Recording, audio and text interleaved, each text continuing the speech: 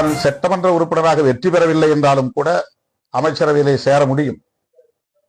தாவேக தரப்பிலிருந்தும் அவ்வாறு அழைப்பு விடுக்கப்பட்டது. நம்முடைய கட்சியின் முன்னணி தோழர்களும் அதை வலியுறுத்தினார்கள். நல்ல பொறுப்பை எடுத்துக்கொள்ள முடியும். அதன் பிறகு திருச்சி கிழக்கில் கூட நீங்கள் போட்டியிட முடியும் என்றெல்லாம் கருத்துக்கள் சொல்லப்பட்டன. பதவி ஆசை இருந்திருந்தால் உடனடியாக அதற்கு நான் செய்திருந்திருக்க முடியும், இணங்கி இருக்க முடியும். தொடக்கத்திலிருந்து நான் சொன்னேன், கட்சியே அமைச்சரவையில் இடம்பெறாது என்ற முடிவெடுத்த நிலையில் பிறகு இடம்பெறுவது என்று வந்தால் நான் அதற்கு இணங்க மாட்டேன் என்பதை உறுதிபட சொன்னேன்.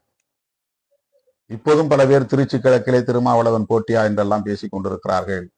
100 விழுக்காடு நான் சொல்லுகிறேன், நான் எந்த இடைத்தேர்தலிலும் போட்டியிட மாட்டேன். அதற்கான வாய்ப்பில்லை.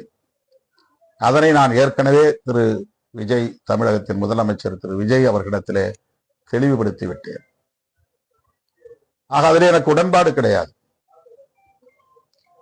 அமைச்சராக வேண்டும் என்ற ஆசை இல்லை. தோழர்கள் என்னை வற்புறுத்தியது உண்மைதான். முன்னணி தோழர்கள் என்னிடத்திலே சொன்னது உண்மைதான். எனக்காக திரு விஜய் அவர்களிடத்திலே பேசியது உண்மைதான். ஆனால் அதற்கு நான் உடன்படவில்லை.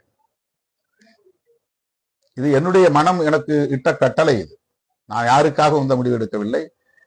யாரும் அப்படி என்னை இன்ஃப்ளூயன்ஸ் செய்துவிட முடியாது.